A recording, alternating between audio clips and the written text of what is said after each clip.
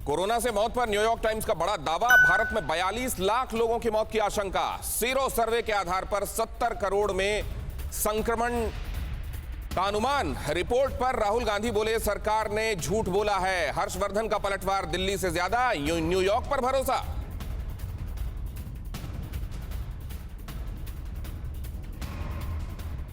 ये जो इधर आप देख रहे हैं, just how big could India's true Covid toll be, इसको देखिए, इस ट्वीट को देखिए आप, इसमें प्रोजेक्शंस को देखिए। असल में बेस्ट केस सिनेरियो और वर्स्ट केस सिनेरियो को लेकर यहां पर बातें कही गई हैं और इसके बीच का एक सिनेरियो भी उसमें अनुमान लगाया गया है, उसका प्रोजेक्शन भी दिया गया है। असल में क्या है ये पूरा मामला, कैसे ये अनुमान लगाया गया, न्यूयॉर्क टाइम्स ने एक्सपर्ट्स के जरिए कैसे ये अनुमान लगाया जिसको लेकर ये बातें हो रही हैं, जरा वो भी समझें। क्या होता है सीरो सर्वे, कैसे न्यूयॉर्क टाइम्स ने ये बातें छापी हैं जिसको लेकर ये हंगामा है, जरा वो भी देखिए। सबसे पहले ये हम समझ लें, क्योंकि इसी पर आधारित चर्चा हम अपने मेहमानों से करने वाले हैं। मेहमानों का परिचय उसके बाद मैं आपसे कराता हूं। क्या होता है सीरो सर्वे? सीरो मतलब आपके जो ब्लड सेल्स हैं उनको हटाने के बाद वो जो जिसको आप प्लाज्मा कहते हैं, पीले रंग का द्रव कहते हैं, जिसमें एंटीबॉडी होती है, जो लोगों की जान बचाने के संदर्भ में भी कहा जा रहा था कि कारगर है, उसका सर्वे किया जाता है और यह देखा जाता है कि कितनों के शरीर में एंटीबॉडी बन गई। जितनों के शरीर में एंटीबॉडी बन गई मतलब वो कभी ना कभी संक्रमित हुए थे। संक्रामक बीमारियों के संक्रमण की इससे मॉनिटरिंग होती है। जितने लोगों के शरीर में वो एंटीजन गया होगा उतने लोगों के शरीर में एंटीबॉडी पैदा हुई होगी। जिनको संक्रमित नहीं किया होगा उस एंटीजन ने या वायरस ने, उनके शरीर में वो एंटीबॉडी पैदा नहीं हुई होगी। इस आधार पर सीरो सर्वे ये बता देता है, क्योंकि आप जानते हैं बहुत सारे लोग एसिम्प्टोमेटिक होते हैं, बहुत सारे लोगों का आरटीपीसीआर पॉजिटिव होने के बावजूद नेगेटिव आया हुआ हो सकता है। इसलिए संक्रमण का सही सिनेरियो कंपैरेटिवली जो पता चलता है वो पता चलता है सीरो सर्वे से। कोरोना काल के दौरान भारत के 3 सीरो सर्वे कराए गए हैं और उनमें अलग अलग समय में अलग अलग बातें सामने आई हैं। भारत में अलग अलग वक्त पर किए गए ये तीनों सीरो सर्वे जो हैं वो ये बताते हैं कि आंकड़े जो हैं वो संक्रमण के हों या मौत के आंकड़े हों, उनकी जो वस्तु स्थिति है, जो उसके बारे में सच्चाई है, वो इससे अलग हो सकती है। जो इस समय हमारे यहां दिखाई दे रहे हैं, जो registered number of cases infection के हैं, रजिस्टर्ड नंबर ऑफ केसेस फैटेलिटीज के हैं, वो अलग हो सकते हैं। वास्तविक मौत के आंकड़े की गिनती में सबसे कारगर अगर कोई डेटा है तो वो सीरो सर्वे है। न्यूयॉर्क टाइम्स के एक्सपर्ट्स ने सर्वे के डेटा का इस्तेमाल किया और वो डेटा इस्तेमाल करते हुए कुछ एक एक्सपर्ट्स से, खास एक्सपर्ट से बात करते हुए उन्होंने, न्यूयॉर्क टाइम्स ने, जो कि अमेरिका का अखबार है, उसने ये बात सामने रखी है कि 3 तरह के केसेस संभव हैं और वो बेस्ट केस सिनेरियो से लेकर वर्स्ट केस सिनेरियो तक की बात करते हैं। वो और क्या बात करते हैं मैं आपको समझाता हूं, लेकिन भारत में सीरो सर्वे कब कब हुआ और क्या उससे प्रोजेक्शंस निकले वो जरा देख लीजिए। भारत में सीरो सर्वे जिन जगहों पर हुआ वो ये जगहें हैं जो आपको दिखाई दे रही हैं। अलग अलग स्टेट्स में सीरो सर्वे अलग अलग समय पर कराए गए और ये जो अलग अलग रंग के आपको डॉट्स दिखाई दे रहे हैं, कुछ लाइट येलो हैं, कुछ डार्क येलो हैं और कुछ मरूनिश डॉट हैं, यहां पर संक्रमण का कहां पर ज्यादा असर था जो कि सीरो से इंडिकेट हुआ। वो जो ज्यादा डार्क कलर के स्पॉट्स हैं वो आपको नजर आ रहे हैं, जो गोले हैं वो नजर आ रहे हैं। मसलन यहां पर आपको दिखाई दे रहा है, ये वेस्ट बंगाल में आपको नजर आ रहा है। इधर आप देख रहे हैं महाराष्ट्र का, मुंबई का ये सिनेरियो, ये महाराष्ट्र का सिनेरियो आपको दिखाई दे रहा है। सीरो सर्वे इन तमाम जगहों पर हुए और जिससे इंडिकेट हुआ कि प्रमुख जगहों पर कोरोना पॉजिटिव आने का औसत क्या रहा। ये देख लीजिए आप, ये कलर देखिए, इसको जरा जूम कर देंगे तो ये कलर देखने में आसानी होगी हमारे दर्शकों को, क्योंकि इतनी दूर से शायद वो ये अब ज्यादा बेहतर होगा। ये देखिए, जो मैंने आपको पहले कहा था, ये लाइट सर्कल्स, ये डार्क सर्कल्स और ये मरूनिश सर्कल्स। और इधर अगर आप देखेंगे तो ये उन कलर्स की कोडिंग क्या बता रही है। 10% हल्का ग्रीनिश जो आपको स्पॉट दिखाई देगा, 20% येलो, 30% उससे डार्क, 40% की तरफ जाता हुआ मरून।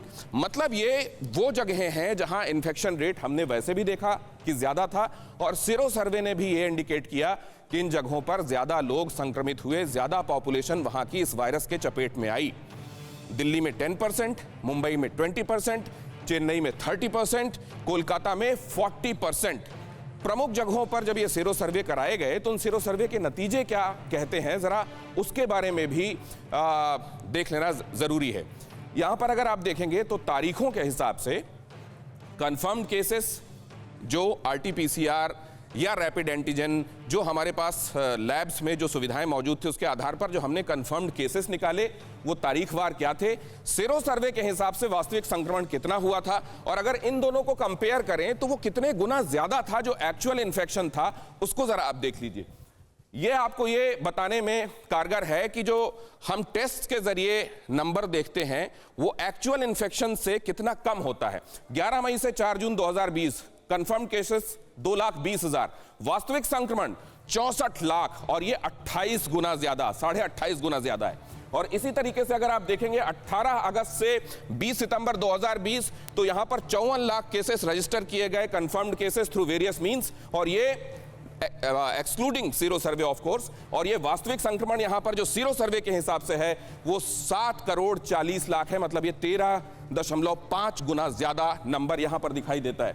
अब अगर आप देखेंगे 18 दिसंबर 2020 से 6 जनवरी 2021 तक के इंडिया के कंफर्म्ड केसेस 1 करोड़ 4 लाख, जबकि सीरो सर्वे के हिसाब से जो इंडिकेशन है वो 27 करोड़ से ज्यादा का है, और ये इस तरीके से 26 गुना, मतलब अगर इसमें लीस्ट आप देख लें तो 13.5, और अगर सबसे ज्यादा मैक्सिमम आप देखें 28.5, मतलब 13 गुना से लेकर 28 गुना ज्यादा तक संक्रमण हुआ, जो कि सीरो ने पर्दा खोला।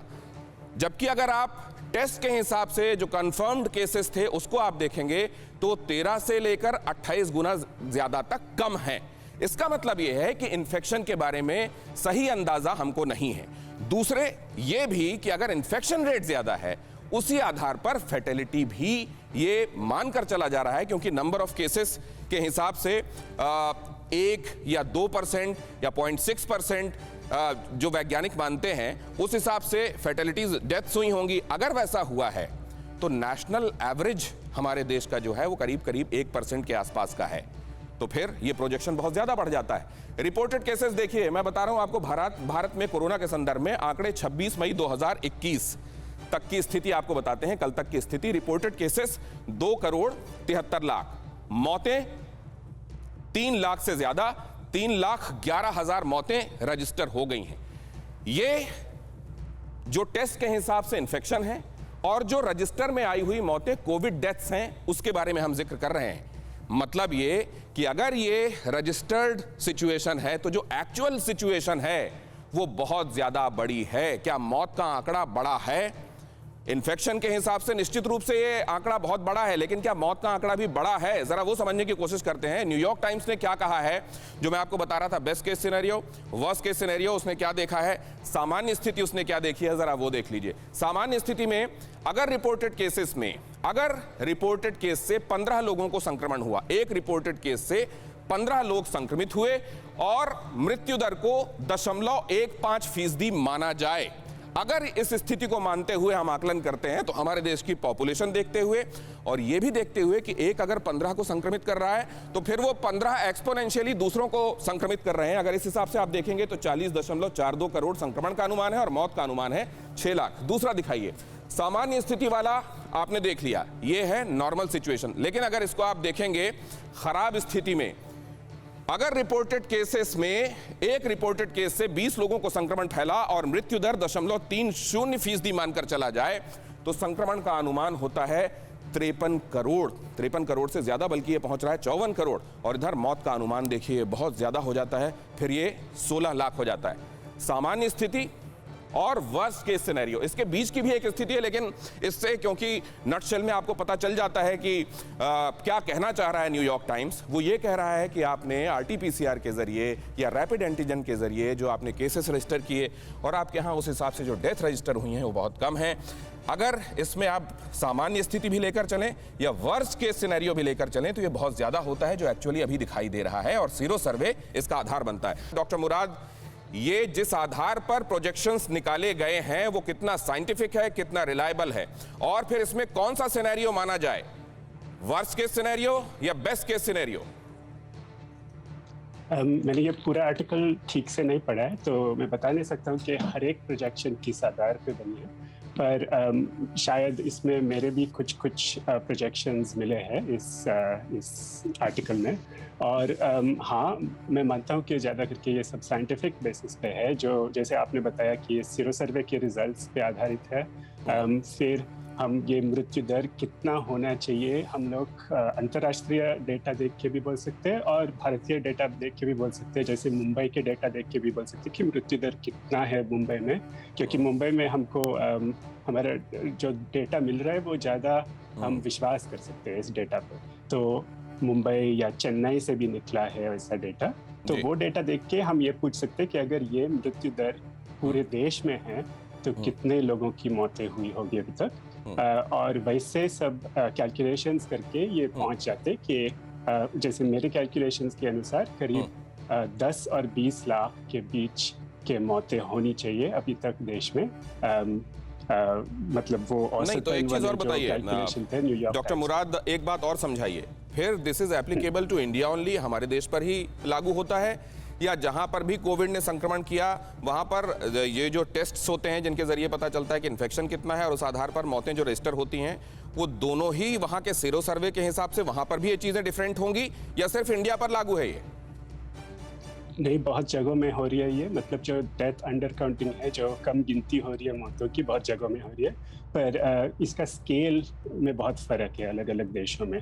जैसे कुछ देशों में शायद जितने मौतें गिनी जा रही है उससे 2 गुना ज़्यादा मौतें हुई होगी। कुछ देशों में शायद सिर्फ 50% ज़्यादा मौतें हुई होगी। कुछ जगहों में शायद 10 गुना ज़्यादा मौतें हुई होगी। जैसे मैंने 1-2 सर्वेज देखा है अलग अलग देशों से, जैसे ज़ाम्बिया का एक सर्वे है जिसमें जितनी मौतें गिना जा रहे थे उससे 10 गुना ज़्यादा मौतें हुई थी उस सर्वे में। तो मतलब ये बहुत सारे देशों में हो रही है, पर मतलब ये सब जगह पर है, ये भारत इसमें अपवाद नहीं है।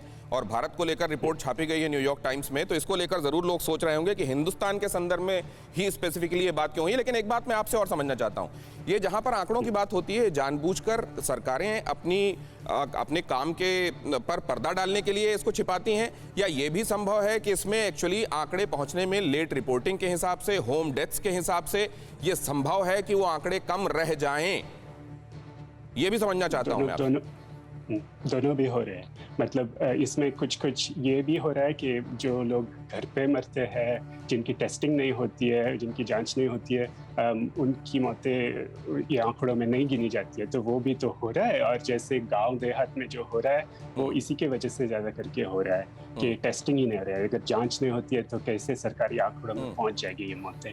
पर ये भी हो रहा है साथ में कि कुछ जगहों में कम से कम जो मौतें अस्पताल में हो रही है, जिनके कंफर्म्ड कोविड है, मतलब जांच हुई है, कोविड पॉजिटिव निकला है, उनकी मौतें उसके बाद हुई है, फिर भी उनकी मौतों को नहीं गिनी जा रही है, वो भी हो रहा है। उनकी मौत को कोई दूसरे वजह से बताया जा रहा है, जैसे कोमोबिडिटीज कहते हैं, मतलब अलग-अलग बीमारियों की वजह से बताया जा रहा है। डॉक्टर मुराद, आपने एक 360 डिग्री पर्सपेक्टिव हम लोगों को दे दिया, अब इस पर हम चर्चा कर सकते हैं। फिक्र आपकी, सोमवार से शुक्रवार रात 9 बजे सिर्फ TV9 भारतवर्ष पर।